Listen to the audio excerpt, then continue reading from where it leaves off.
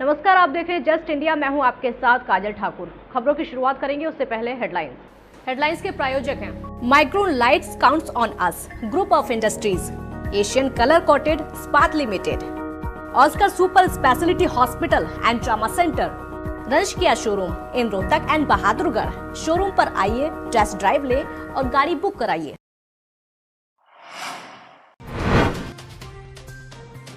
देश में 90,927 कोरोना संक्रमितों का आंकड़ा। देश में कोरोना से 2,872 लोगों की हो चुकी मौत। उत्तर प्रदेश में संक्रमितों की संख्या 4,272। वित्त मंत्री निर्मला सीतारमण का बड़ा ऐलान, 40,000 करोड़ बढ़ाया गया मनरेगा का बजट। करीब 2.5 करोड़ निर्माण मजदूरों के खाते में पैसा दिया। लखनऊ में एहतियात के तौर पर लखनऊ की सभी सीमाएं सील। सीमाओं पर 8 दारोगा समेत पीएसी तैनात। लॉकडाउन 4 की तैयारी।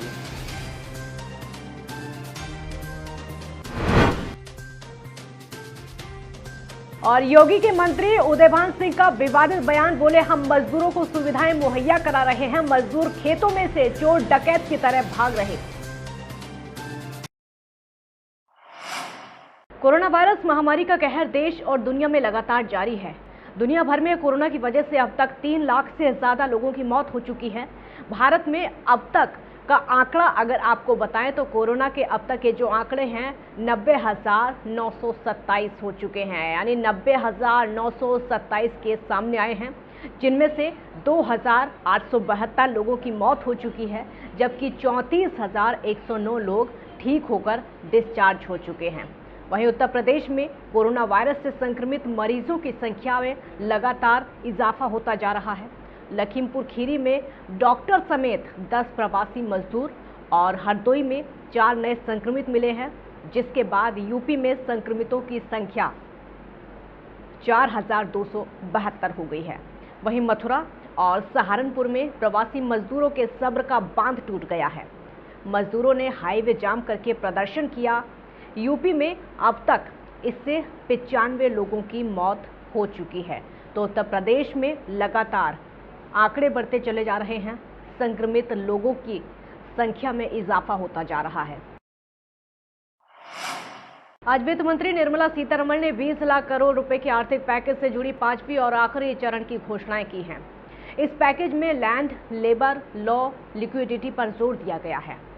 वित्त मंत्री निर्मला सीतारमण ने कहा है कि पीएम गरीब कल्याण योजना के तहत टेक्नोलॉजी का इस्तेमाल करके डायरेक्ट बेनिफिट ट्रांसफर कैश किया गया है।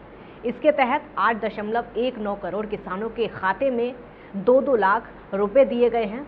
इसके अलावा देश के 20 करोड़ जनधन खातों में डायरेक्ट बेनिफिट ट्रांसफर के जरिए 500-500 रुपए भेजे गए हैं।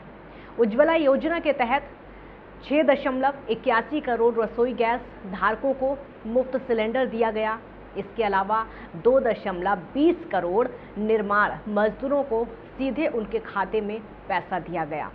मजदूरों को उनके गृह राज्यों तक पहुंचाने के लिए 85% खर्चा केंद्र सरकार दे रही है। मजदूरों को ट्रेनों में खाना दिया जा रहा है। कोरोना वायरस से लड़ने के लिए स्वास्थ्य विभाग को 15,000 करोड़ रुपए दिए गए हैं। टेस्टिंग और लैब किट के जरिए 550 करोड़ रुपए दिए गए हैं। कोरोना से जंग लड़ रहे स्वास्थ्य कर्मियों के लिए 50 लाख रुपए के स्वास्थ्य बीमा की घोषणा की गई है। तो वित्त मंत्री ने कहा है कि कोरोना संकट के समय राज्यों और केंद्र शासित प्रदेशों को राशन देने का काम हमारी सरकार ने किया। 80 करोड़ लोगों को मुफ्त में 5 किलो गेहूं चावल और 1 किलो दाल देने के लिए ये रोजाना हम लाए। जनधन योजना के तहत महिला खाता धारकों को 20,267 करोड़ रुपए ट्रांसफर कर दिए गए। वहीं आपको ये भी बता दें कि वित्त राज्य मंत्री अनुराग ठाकुर ने कहा कि देश के स्वास्थ्य की चिंता करते हुए प्रधानमंत्री ने 15,000 करोड़ की घोषणा की, और जिसमें 4,113 करोड़ राज्यों को दिया गया है। आवश्यक वस्तुओं पर 3,750 करोड़ खर्च किया गया। टेस्टिंग लैब्स और किट्स पर 505 रुपये की जो बात लगातार की जा रही थी, तो किट्स पर 505 करोड़ खर्च किया गया। मनरेगा के लिए 40,000 करोड़ अतिरिक्त जारी किया गया। The PM Garib Kalyan used the technology available and therefore was able to do direct benefit transfer of cash for the various categories. I just want to quote some of these numbers now before I begin today's issue because of the size of what is shown in these figures. The number of people to whom directly to their accounts.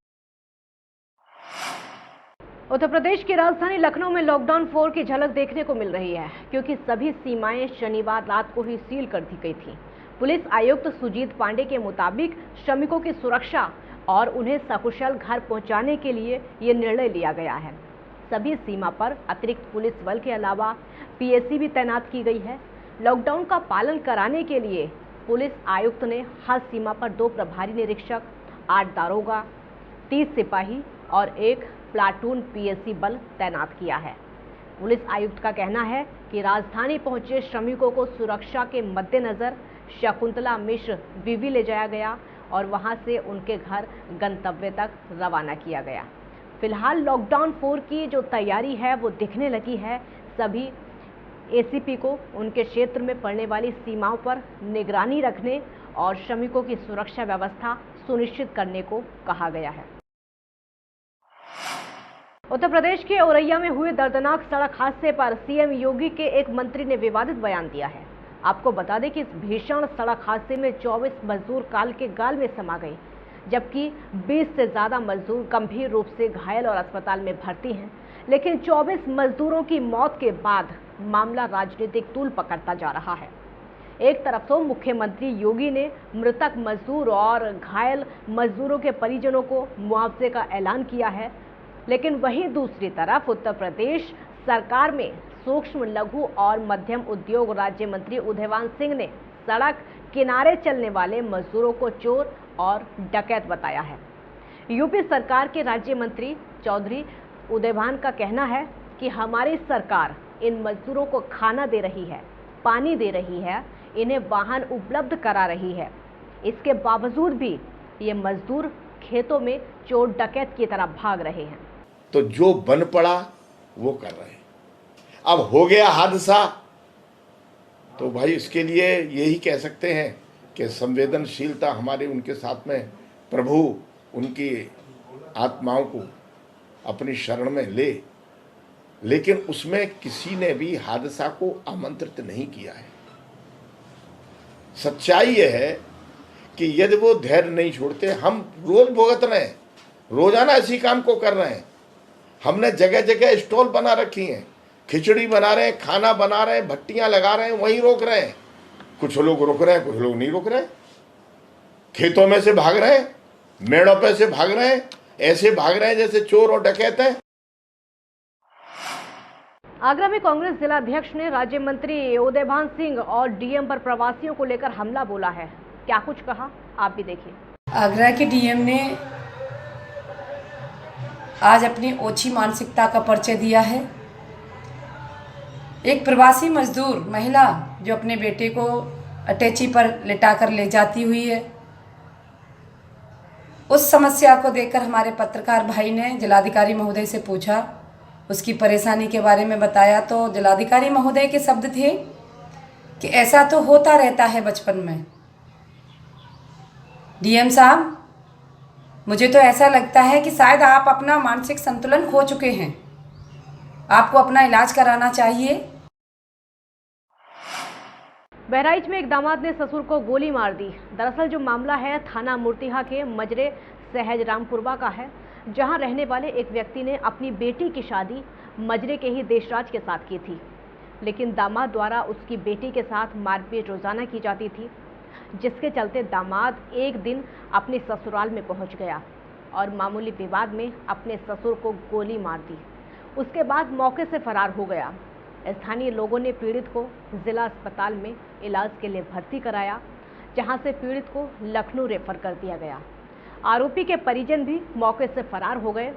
फिलहाल police मामले की जांच में जुटी है। आज दिनांक 16 मई 2020 को सायं 7 बजे के लगभग कोतवाली मूर्तिहा के गांव मजरा के मजरे शाहजरामपुरवा में दो पटीदारों में मामूली विवाद को लेकर झगड़ा हुआ, जिसमें देशराज यादव ने राधे श्याम यादव को तमंचे से गोली मार दी। राधे श्याम यादव गंभीर रूप से घायल हो गए। परिजन उनके CHC मुहीपुरवा ले गए और जहां से उन्हें बहराइच रेफर कर दिया गया। सूचना प्राप्त होते ही कोतवाली मूर्तिहा की पुलिस मौके पर पहुंची। आज 3 दिन से दहेज के लिए परिवार के लोग झगड़ा करवा रहे थे, हमको मार पिटवाए, बिल्कुल मेरी खोपड़ी उपड़ी सब कल फोड़ दिए थे परिवार लोगों ने।